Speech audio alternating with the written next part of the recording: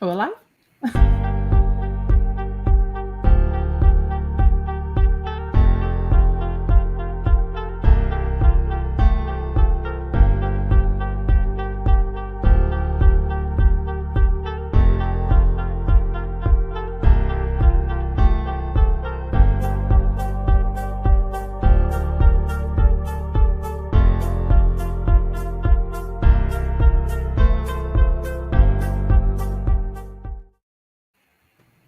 Hello. Well, hello. Welcome to Paranormal Versus with myself, Kell Ridley from the UK, and my co-host, Michael Koff from the United States of America. Today we have a special guest, Ray Savino. Did I say that right, Ray? Yes, you did. So we're going to be chatting to Ray Savino today. So we're going to jump in straight away and ask Ray what it is that he does and where he's from. Originally, I'm from New York. Born the son of a hardworking Italian and an Argentinian mother, and from there we went to Virginia, in Pennsylvania, and then I lived a little bit in Pennsylvania, and that's where I had my first paranormal experience around '93. I lived in a really small efficiency apartment, and since I didn't have a car, I was walking distance to work. So in order to get to work, you have to pass the cemetery. So Yeah. Back then we had the old crank windows and stuff. So I come back from work and my windows are open, or I go downstairs to do the laundry and I come back up and my TV is as loud as it can be. A lot of weird stuff was happening, and I was probably 19, 20, maybe 21. And so a lot of stuff was happening and I couldn't explain it. And that's where I saw my first shadow. Well, I didn't see the shadows. I had the bedroom door closed, and down the hallway you could see the bedroom door. And for whatever reason, the bedroom light was on. And something made me turn to go look down the hallway, and underneath the door where the bedroom light is, you see this dark like a shadow just move underneath the door. And a lot of other stuff was happening. So a friend of mine and I decided we were going to use a Ouija board and to see if we can summon up see if we could figure out who or what might be causing this. He swears he wasn't joking around. I swear I wasn't screwing around. But we got the name of a little boy named Toby. So of course, being at the, living right next to the cemetery, we scoured that cemetery. It's like miles and miles of just headstones and stuff. So I can't say that the one headstone we found was Toby, but we did in fact find a headstone of a little boy named Tobias from like early 1800s or something. Could have been him. Could have been somebody goofing around with us on the other side. Who knows? But that was my first experience of the paranormal, where I really got into it. I was really interested about it. So fast forward a little bit, the TV shows started coming on TV, Ghost Hunters and stuff like that. Which got me really interested in it. I didn't know people actually had paranormal groups and stuff. So I was really wanting to be in a group, and I switched jobs, so I had to travel and move to another part of Virginia, where I'm going to age myself a little bit. I went on MySpace and found a paranormal group near me, and I didn't like where it was going. They prefer to play video games at home when I wanted to learn about stuff. So that's where my paranormal group was born, R.T.L. Paranormal. And we right now we have about 11 or 12 people in our group. A lot of people joined and then left and they moved or whatever. But and so 2009, I started R.T.L Paranormal with a few people, and we started investigating places. And just like everybody else, we started emailing historical locations and to see if they would allow us to investigate those historical places. Um, so you email a bunch of people during the week, and you probably get maybe one or two replies. A lot of them sometimes reply with like laughing at you, but who cares? So there are a couple of people that allowed us to investigate and kind of learn what we're doing and hone in our craft, so to speak, and figure out different ways and techniques to get the spirits to interact with us. So we were doing that for a while, and then started getting private homes. People wanted us to investigate their homes, and then, very proudly, I say this, but we started getting a small name for ourselves in the area that I live in. So we ended up doing fundraisers and stuff for like the military bases here. So once I started getting involved with that, I was getting opportunities and invited by the military to investigate locations on the military bases. So Wow. We investigated the 633rd Contracting Building at Langley Air Force Base. This is my favorite story. The USS Zuni at Oceana Amphibious Base. Right. If you ever watched the movie The Perfect Storm with George Clooney, Yeah. right? The Coast Guard, the tugboat that tried to save everybody on the ship, that tugboat we investigated, and it was a retired Navy tugboat. It was through a couple of wars and stuff, and then once it retired, the Coast Guard acquired it. So Wow. it had a lot of missions and stuff, and we had some of the best evidence. Well, I don't like using that word evidence. The best data captured during those investigations. I was on the. I'm not a boat guy, but the helm, I guess, where the captain steers the boat. Yes. So I'm using my camcorder again. That's how old we are. Using the old school camcorder with the mini DVs. Yeah. All of a sudden, start hearing barking in the video, and we were nowhere near barracks or any. We were just like surrounded by water.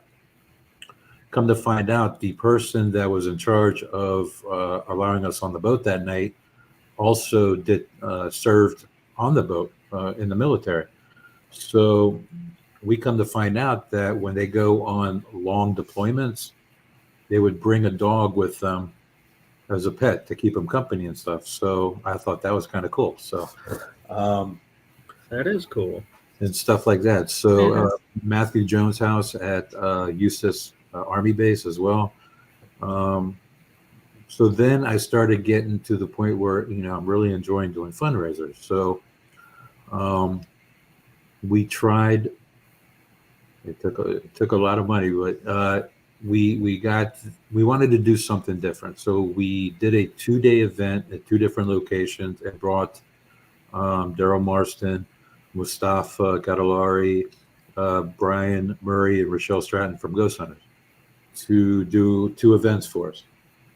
One at the Exchange Hotel in Gordonsville, Virginia, and then the other one at Beacon Theater in Hopewell, Virginia. And that's when I knew that I really enjoyed doing these kind of events. So that's kind of where Flumeri Promotions started. One of the guys from the Ghost Hunters, I guess, enjoyed themselves at the event to the point where I was asked to be a manager for them, Wow. which I accepted. And so we were doing events and stuff with the guys from Ghost Hunters, and of course, as soon as I started Flumeri Promotions, COVID hit. So about a month after Flumeri started, COVID hit, and we have all these rules and regulations and stuff, but somehow we were managing to, go by the guidelines and stuff and still have a safe but fun event. And, 3 years have passed, come and go. I still do stuff with Mustafa Gadalari and Kristen Lumen. Also, I have a new set of talent now that I can't wait to get you guys to see at these events, hopefully in the near future. So, I'm looking forward to it. I'm excited, very excited. It sounds really good, that.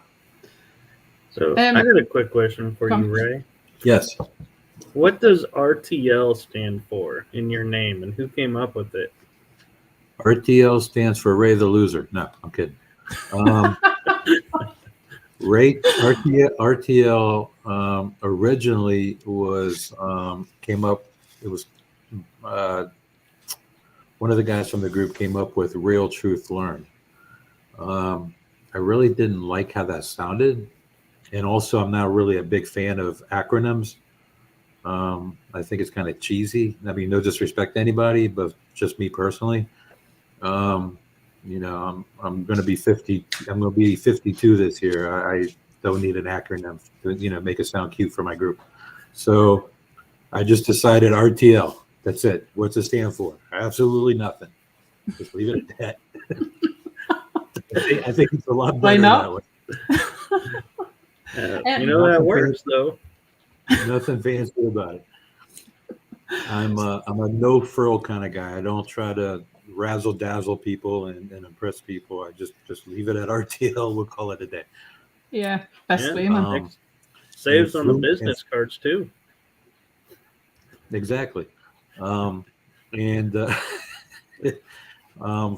Promotion. The name Flumeri has a better story, I guess. Me and my father. He was my hero. So he was born in Italy, in Flumeri, Italy, and could have stuck with Ray. He was born in Flumeri, Italy, so I just took his birthplace and just made it into a company. So he was very well respected in his community. He was a hard worker. He had respect for his employees. He had a family. He was all about family. Family was very important. And if you were a friend and a good friend, he was loyal to you and you were loyal back. You were part of the family too. And that's kind of what I try to instill at Flumeri Promotions. I'm not a business guy. I don't look at money and all that other stuff. I don't think of the people that come to the events as guests or ticket buyers. I make it a real point, and the rest of the Flumeri and RTL family will also agree that we bend over backwards at our events so that when you leave the event, not only do you leave educated, you leave happy, you have memories, but you also leave the event as if you knew us for years. And that's what I enjoy the most about these events. I don't look at a face and not remember it. And I think when you make people feel special, and you take the time to educate and have a good time with them, they're going to remember that. And not only are they going to remember it, they're going to keep coming back to your events. That's probably the most important thing for me, for them to enjoy themselves, and not only enjoy themselves, but get an education about what we do at an actual investigation. We don't sugarcoat stuff. We don't do like the TV shows where they use all this glam and stuff. We actually have the guests actually use the equipment and learn about the equipment from the people that are leading the groups. And that way, when they get so into it, they get so into it that they want to learn more and then either want to join your group or make their own group. And I think that's great because it doesn't hurt to have another group. I mean, we have paranormal groups all over the place trying to learn stuff. And I think if we could just incorporate it where people not compete or fight with one another and think that one is trying to take a spot or whatever, if they just work together, I think we could find more data that will lean toward proof of an afterlife if we just work together somehow. Unfortunately, it doesn't always work that way in the paranormal field, as you guys know. Yeah. Right. But I can say I have been on, I believe, 2 or 3 Flumeri production investigations, and how you're describing it is exactly how it was, in my opinion. Good. So I can vouch that he really does do what he's saying that they try to do. So I appreciate that, and I'm sure everybody does. Thank you. I appreciate you coming. Now we got to I'm get. gonna have to come over, definitely. Well, you and I already talked about that, didn't we? Yeah. Mm-hmm. Yep. All right. I'll get there eventually. Or, you could always send your team over to her. There's an idea. Great. My problem is I've got loads of locations, but my team keep dropping out. So have your people call my people. We'll do lunch. we will definitely. So, Ray, so what's your most active location that you've been to so far? There's a lot of places that I really enjoy that are active. One is up in New York. It's the Shanley Hotel. That one is probably one of my top 5. Also, the Exchange Hotel in Gordonsville, Virginia. Nice. That one is incredible. We actually caught on the security cameras there during one of our events. I believe it was with Mustafa, where we were in the main house and the camera was facing outside to what we call the kitchen house. And as I was watching the security camera, the bedroom light kept coming on and it was turning on and off. There's nobody in the house. We also in the main house we get a little girl. I think I'm gonna say this wrong, but I think her name was, if I remember correctly, it's Sarah. A little girl that calls for her mommy. That place is fun to do. Also in Texas is the Old Park Hotel in Ballinger, Texas. That one I had probably. I did an event there for another company, and I had my first experience that I can't even explain. I participated in what is called a human pendulum, and I'd never done one before. According to the people, because I kind of lost memory, according to them, one of them said my eyes changed colors and dilated, and I was unresponsive. They tried to take me out of the room to go outside to get fresh air or something, and they said I kept falling down. And you've got no memory of this? I have no memory of any of it until I was outside, and I was kind of in a daze for a little bit. Also, the owners of the Old Park Hotel is a great place. Connie and her husband, they're doing remarkable stuff over there. They're going to do a Paracon that you guys really need to check out. So go to the Old Park Hotel Facebook page and get the link to get your tickets, because from what I hear, it's a great lineup over there. It is. Also, I'll be there. Oh, are you? Cool. Also, they have a lot of people going over there, guest investigators and stuff. Also, West Virginia, the old hospital on College Hill. that place is probably my number one that I've been to that was the most active, because we did the first time I was there, we did a 2-day event with everybody from Ghost Hunters, and we I have a photo somewhere on my Facebook album of Mustafa,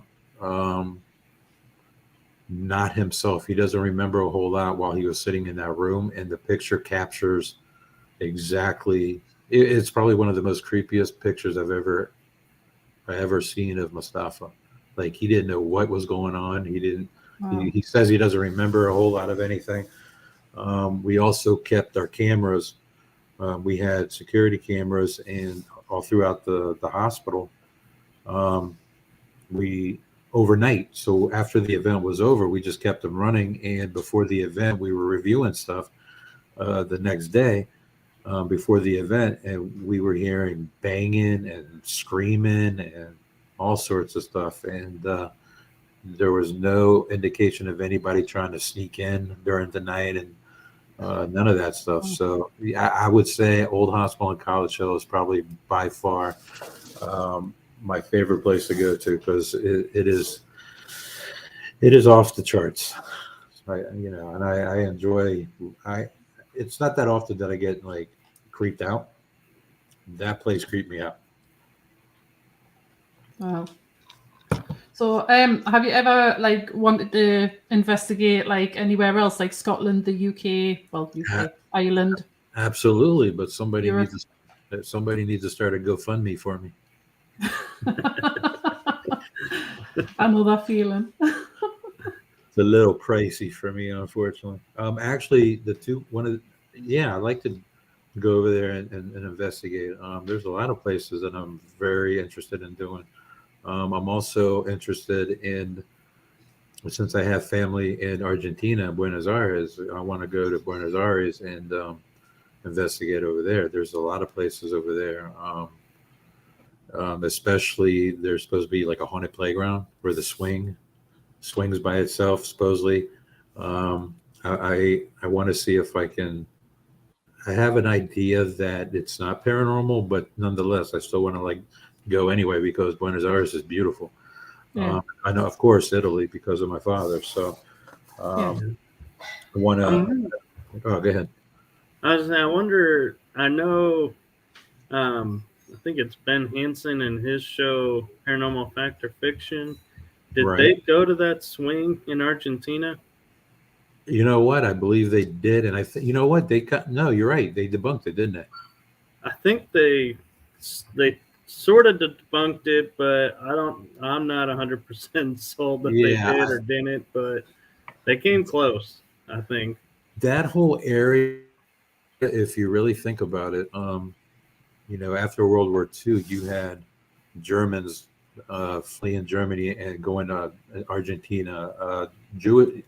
Jewish people. When the last time I visited my family over there, it was crazy to see. You had German people living there, Jewish people. I've seen African Americans over there living, and Asian people, and they're all speaking Spanish. It is the most bizarre thing I've ever seen in my life. Coming from New York, and you like see an Asian guy like speaking Spanish. It's like crazy, but it's also beautiful because with all the turmoil that's happened in Argentina throughout the years, for it to still be like a melting pot, like everybody goes over there. It's kind of nice to see. Yeah. So curious, being from Argentina, do you give any credence to the fact of, they say like Hitler and a lot of the Nazis escaped to Argentina and lived out? They I can't remember what show I was watching, but they actually found this abandoned mansion. I want to say off an island or somewhere off the waters in Argentina, where they found military papers, German military papers. They took the metal detector around the property, and they found German currency, like in the ground and stuff. I really believe everybody hit over there. Now Hitler, I think he got what it was coming to him. But like a lot of his top officials and stuff, I think they kind of headed south and went to Argentina. There's a lot of proof. You had what was his name? Mengele, whatever his name is, Joseph Mengele. I can't pronounce his last name, but he was one of the guys that was caught down there and got indicted. So, and I think there was a couple of other ones that were from Hitler's regime or whatever you want to call it. So, but I really believe a lot of the German people from his regime or his army kind of fled and went to Argentina. I mean, the proof is all there. I mean, Wow. I don't know. Wow, we got deep all of a sudden. So do you like the history when you go in any investigations? Me personally, I like to know the history. I do have sensitives in my group that they go in what we call cold turkey. They don't want to know any information whatsoever. Yeah. And so usually what happens during a private investigation, we do what we call a walkthrough, where either I or somebody from my group that also knows the information will walk with the sensitive around and write down whatever she's getting. And then later on, after she's done with the walkthrough, we can compare our notes and see if she was, right on, or if she wasn't, and then kind of work our way from there and see what we come up with. I like knowing the history, but I don't like using the history as part of the investigation, because you really don't know, in my opinion, you really don't know what's there. I mean, it could be a historical aspect to it, but then again, it could be, other things. You have wandering spirits, you have residual, you have Native American, depending on where you are, stuff like that. Not everything is from a certain era. It could be anything, as long as there's some sort of turmoil or strife or something specific that would cause a spirit to want to stay or get stuck there. That's true. We've got a question from Rachel Bradley.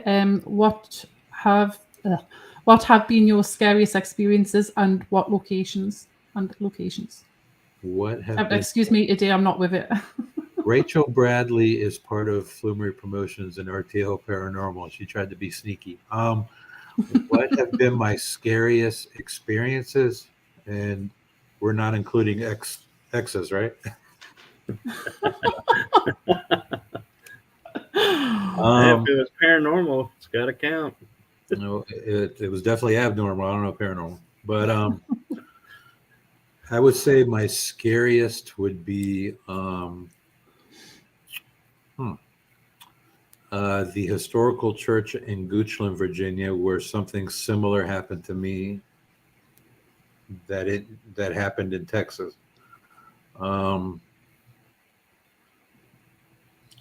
really can't explain what happened. We were doing an Estes experiment, and we were on the top floor of the jail, and I was sitting across from the person that was actually doing the experiment. I was just observing, kind of checking the surroundings and stuff while he was doing it. So I was completely quiet. And next thing I know, I'm outside again. They said, and this was during the summer. So after the session, they all went downstairs, is what I heard. And everybody was like, "Where's Ray?" He's still upstairs. So I guess when they tried to get me, I was unresponsive. And so I was being helped down the steps from the top of the jail to go outside. And they said during the Estes experiment that my name was called out. Some other stuff was mentioned in regards to me.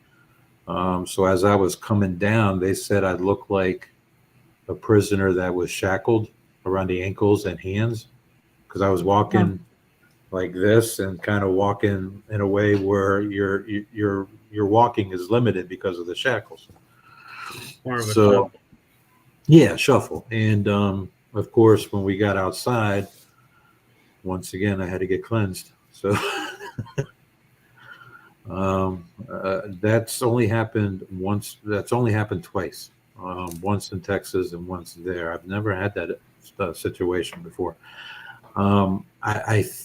My theory about it is, I kind of noticed as I got older, I got softer. I'm a little bit more emotional and sensitive. So I'm wondering if your aura around you kind of gets softened a little bit, where spirits can kind of take advantage of the situation. Because that never happened to me in all these years that we've been investigating before. But I have noticed that as I got older, things are happening a little bit more than they used to, or it did in the past. So who knows? Do you think that's just because of today, or do you think it's always been that way? I think it's a little bit of both, honestly. I can't really put my finger on it, and I really can't explain why I think that way, but I kind of want to say it's both. Right. So. Okay. It's the same. I've spoke to like a lot of people who's part of investigation teams, and they all seem to think that it seems to be like ramping up quite a bit compared to what it used to be years ago. There wasn't as much activity back, like when people first started doing it, compared to what there seems to be now. So, you know what? That's funny you mentioned that, because I have been talking to a few people, one in Australia and some others kind of sprinkled around, and they pretty much are saying the same things. They're experiencing and noticing weird stuff in the environment. They can't really put their finger, like these weird noises that come out of nowhere, almost as if somebody turned the light switch on and off really, really fast outside. Now, to have one person say that, but then you have different people who don't know each other saying that in different other parts of the world, that's something you have to really take into consideration, and maybe kind of do a little bit of research on it, I guess. Yeah. So, what's your thoughts on mediums then, using them in investigations? Mediums, I'm more of a double XL myself, but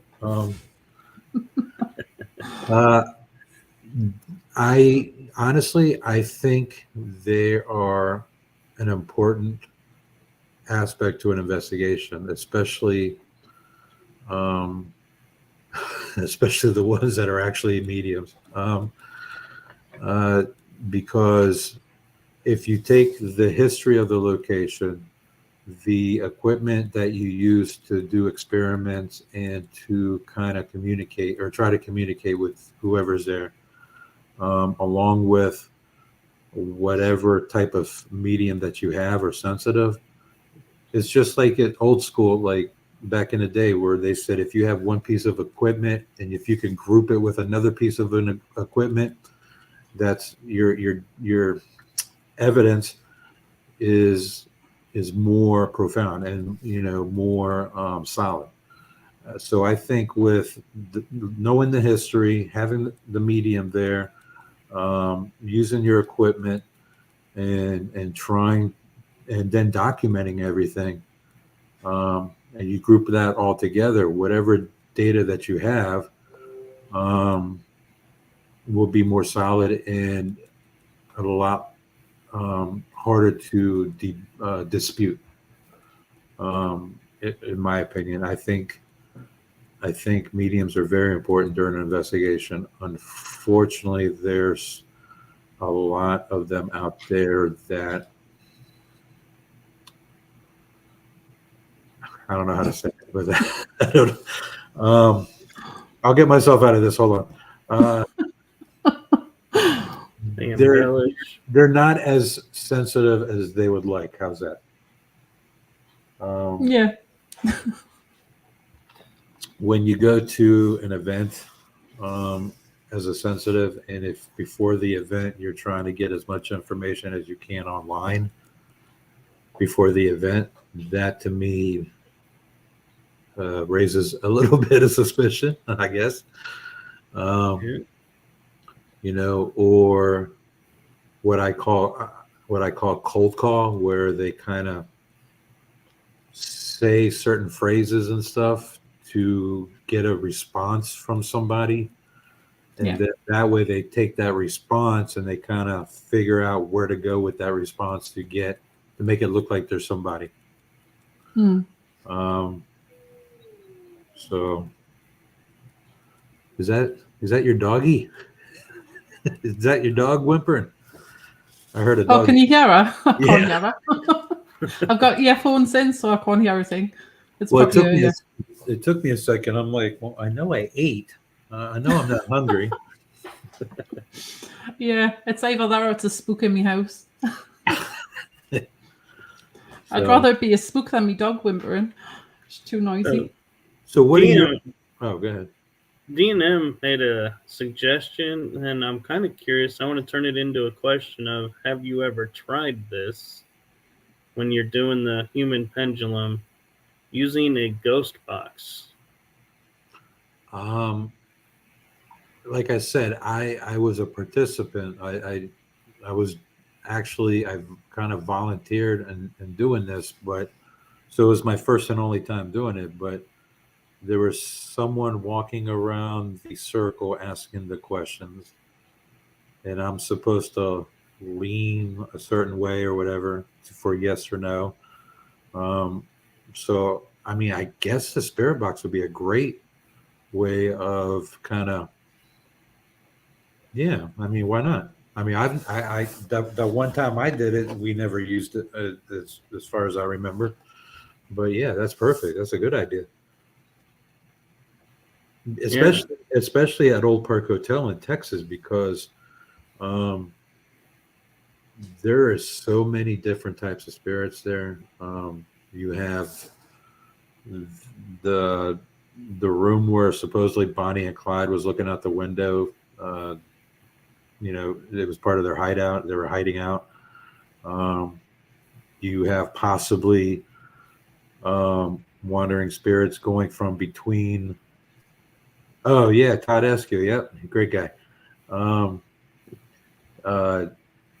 Spirits coming from in between the jail that's across the street to the hotel. Then it used to be a brothel, if I'm not mistaken. And then some other stuff is going on. There's a possibility that there might be. I don't know if they're still trying to figure this one out or not, but they found an underground tunnel that goes to like miles away into like a body of water. You know, you have so much stuff going on at that place. So I mean, yeah, using the spirit box there while you're doing the pendulum would be a great idea. Honestly, I can't remember if one was used or not. It was a while ago.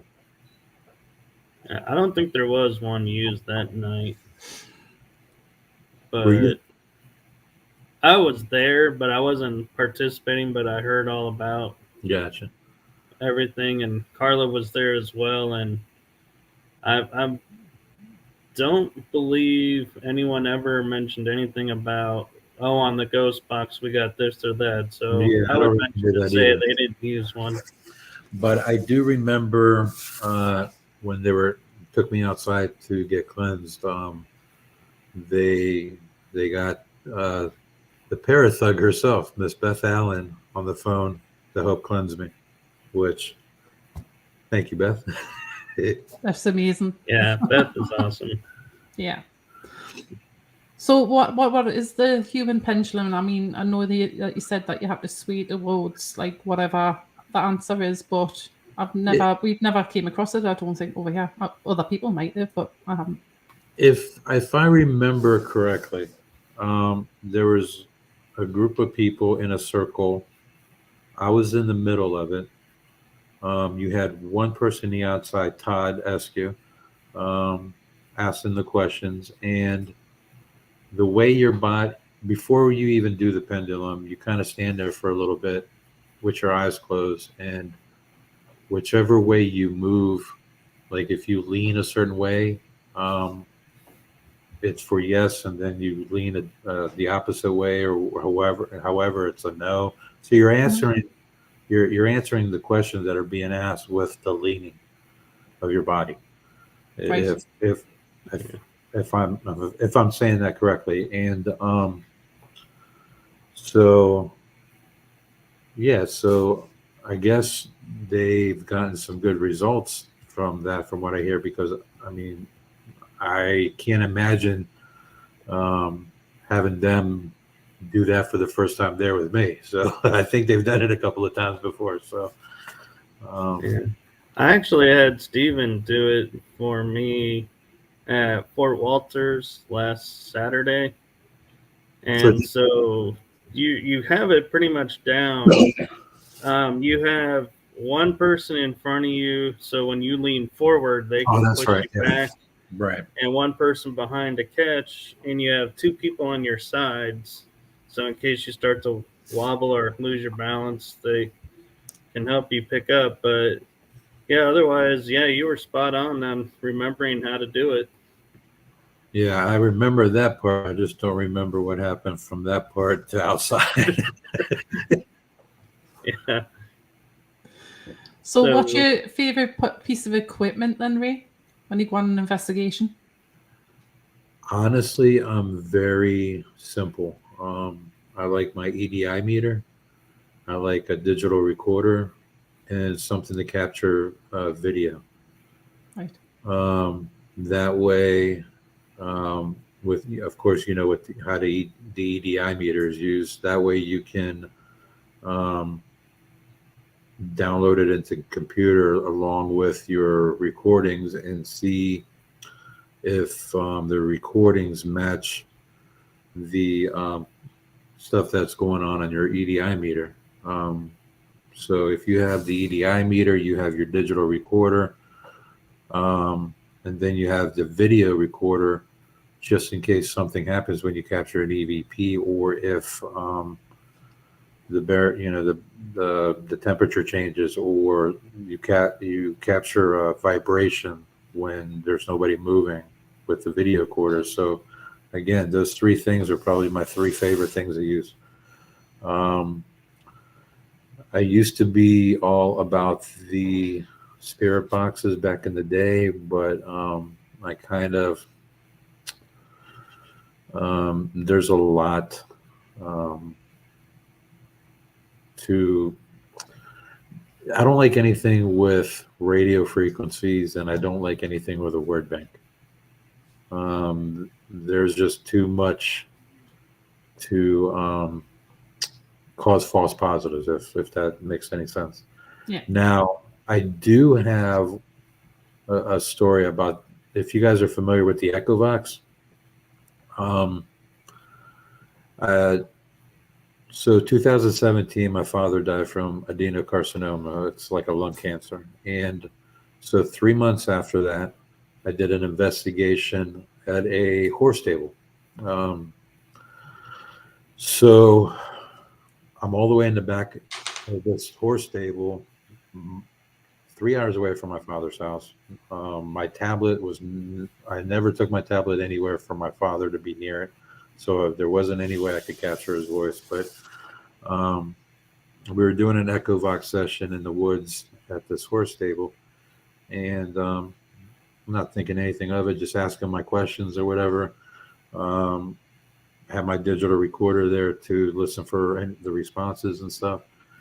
A couple of days after the investigation, I started reviewing the audio, and if you are familiar with the Echo Vox, you have the female and the man kind of spitting out words or syllables and stuff.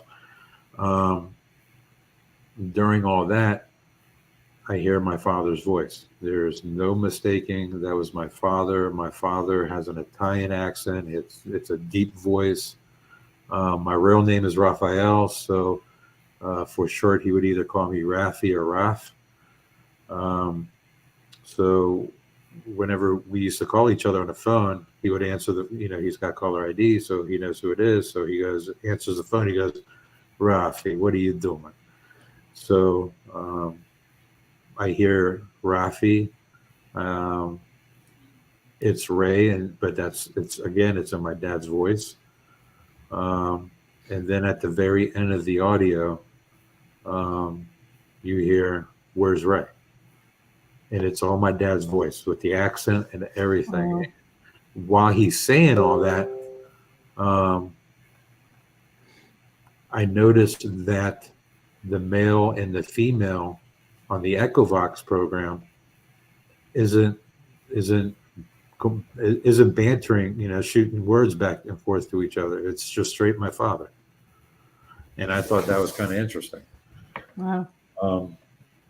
And I can't figure it out. But to me, I think, because my name gets called out a lot on the Echo Vox, and I'm thinking that there's some way that it records, like during sessions and stuff. I mean, and they keeps it in the word bank.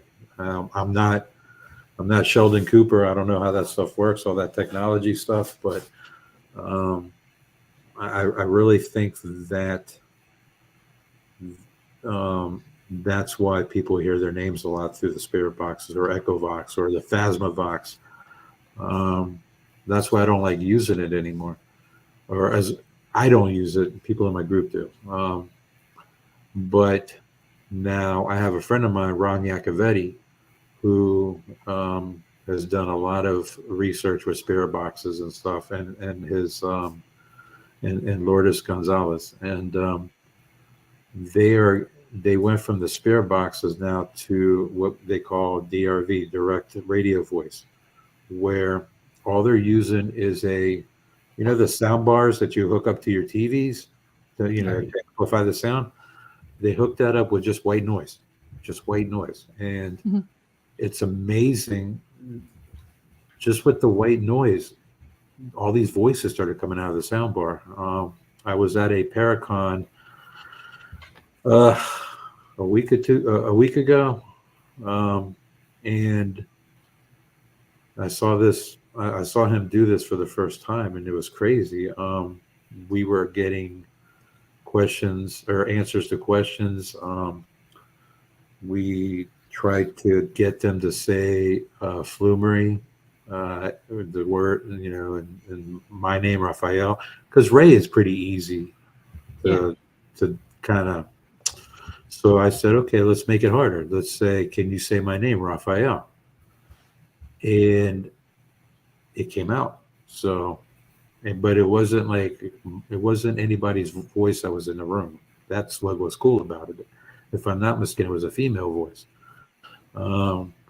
So now I'm all about white noise. Like I want to get myself a white noise generator and learn more about that stuff. So in the near future, hey Laura, I want to learn more about that stuff. So, and if I want to learn about it, I'm sure other people do too. So in the near future, we're going to have more events that are not just ghost hunting. There's going to be a lot more educational stuff. We're going to do speaking events where we talk about near-death experiences, talk about demonology and religion when it comes to the paranormal. Ghost hunting 101 for the beginners that are interested in learning about it because maybe they want to join a group. We used to do a lot of junior ghost hunts in the past, which I thoroughly enjoyed just because the kids that come have the same IQ as me, which is great. I mean, we get along just fine. But no, actually, the junior ghost hunting events that we did, I really enjoyed because, again, it has to do with family. What better way to bond with your kids with something that you both enjoy doing, like ghost hunting? So if you guys can bring your children, your child with you, and learn about this stuff together, now you're forming a bond with your kid. I like that. I tried that with my daughter, and she wouldn't have nothing to do with it. Well, my kid, my first, my middle son, when he was younger, he was all about going to all the ghost hunting. Then he was all about going to the ghost hunting, but sitting on his phone. Now, Dad's boring, so he doesn't, and he stays at home. But my oldest son, Nick, he's lives in Pennsylvania. He's our photographer for our events, so he goes to as many events as possible to take photography for us, and he's really into the paranormal. I think he has a little bit of the shining in him. He's got a little gift, but great kid. I mean, I love spending time with all of them. But so yeah, the junior ghost hunting, and not only do I enjoy watching the parents bond with their kids. One of my little dreams about in the future is to have a junior ghost group, a paranormal group, where they learn through the paranormal stuff that they hate learning in school. So public speaking, so you have to do client interviews. Taking notes, so you got to do research. You got to go to the library. You got to and go to all these places and get write all your history down and stuff like that. And then once they learn all this stuff, they get an opportunity to go somewhere and take all the stuff that they learned and use it. So as they get older, if they're still interested in being in a paranormal group, when they get to be young adults, now they have the experience. So yeah, that's really good. That so I'll have to sign my grandson up for that. Bring them over. Yeah, just make sure you put a bunch of holes in the box. You don't want him to pass out there. I'll just kidnap him. His mom and dad won't like it, but they've got no other option. Oh, you don't say that on Facebook. I wrote down that I took my kids out of school early. Well, no, I said I kidnapped my kids from school early, and I was in jail for 30 days. Oh my God! Even though I have pictures of me and my kids doing duck faces. Thanks, Facebook. Hi, Stephen. Have you got a question that you were going to ask, Michael? Actually, we have a question in the chat group for all of us. It says, to all, have you ever picked up an animal spirit or energy? And the second part of the question is, how do you know the difference if so? I have two examples. We did a big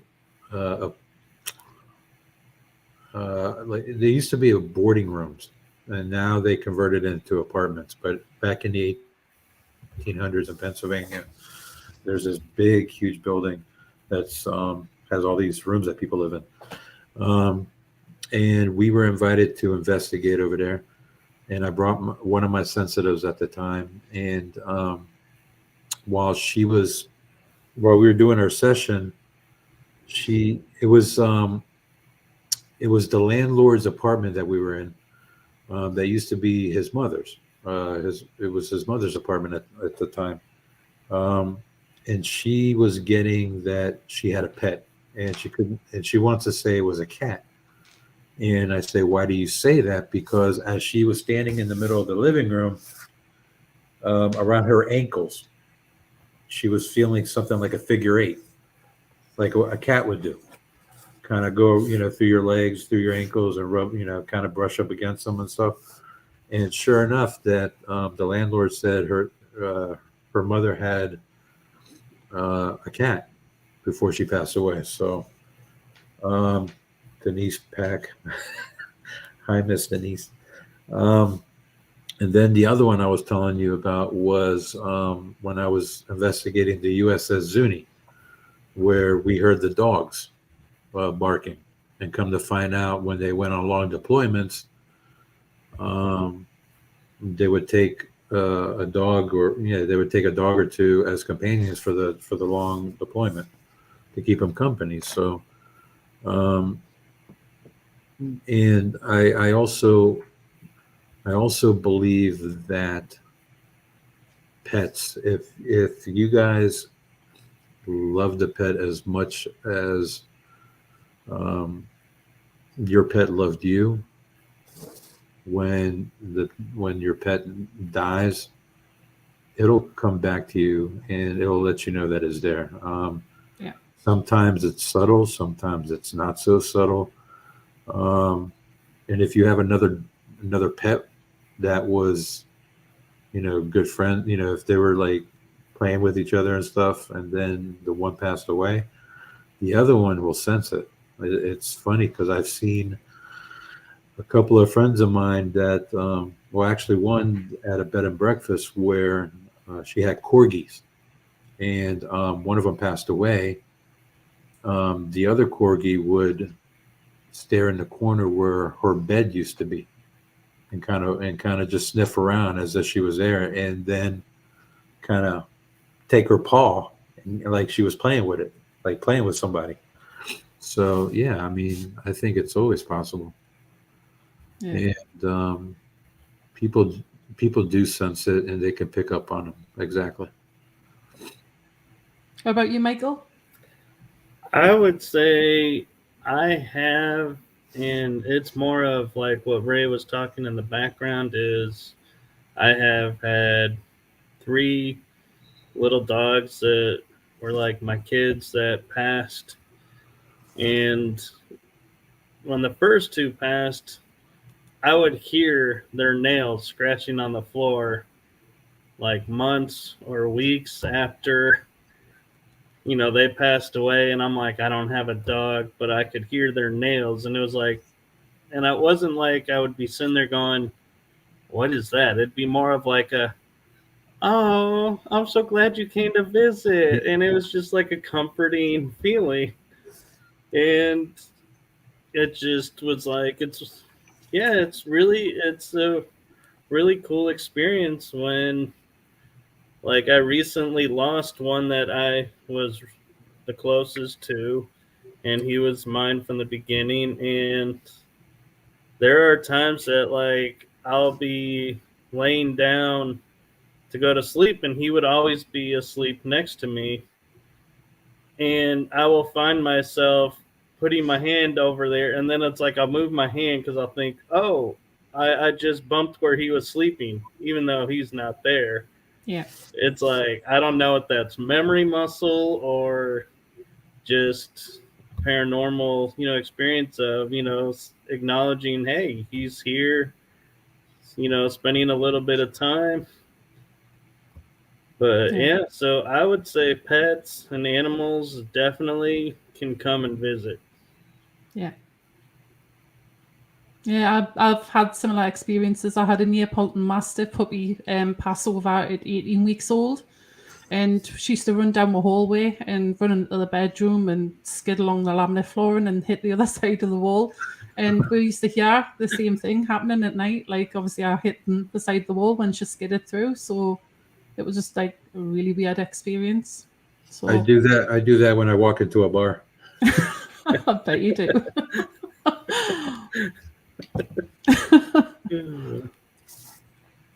I've just noticed the time there anyway. Hi, So Stephen. where would we find you if anybody needs to find you, Ray? What's your details? Right here. Not your address. If you guys want to, you guys can find me at just the R.T.L. Paranormal Facebook page, the Flumeri Promotion Facebook page, or just hit me up on my Ray Savino page. If it's if you're interested in doing an event with one of the talent that we represent, you can contact me at Flumeri Promotions at gmail.com. Cool. And I mean, I would give my phone number out, but I don't know. There's a lot of weirdos in the paranormal world. Yeah, you'll get quite a few phone calls, I can imagine. Give or take. And just to clarify, I did put the name Flumeri Promotions in the chat room. Oh, thank you. I believe I spelled it right even. You did. Very good. Well, do you want to finish off, Michael? Oh, all right. Well, thank you, Ray, for coming and sharing this hour with us. Thank you for having me. It was my pleasure. And thank you to everyone who came into the chat room. And hopefully we got everybody's questions asked and answered. And thank you all for coming. Thank you, Kell, for putting this show together and allowing me to co-host with you. Thank you. So from all of us here at Paranormal Versus, Ray, I want to take a moment and say our condolences for the loss of your father. Oh, thank you. I know that's hard. Yeah, I mean, it's been a few years, but it's still a little rough. Yeah. So go ahead. But he's always with me, so. Yeah. Yeah. I think there's comfort in knowing that. Yep. All right. Well, thank you all for coming. And if you're going out ghost hunting this weekend, stay safe, have fun, and good hunting. Take it easy. Bye. Bye-bye.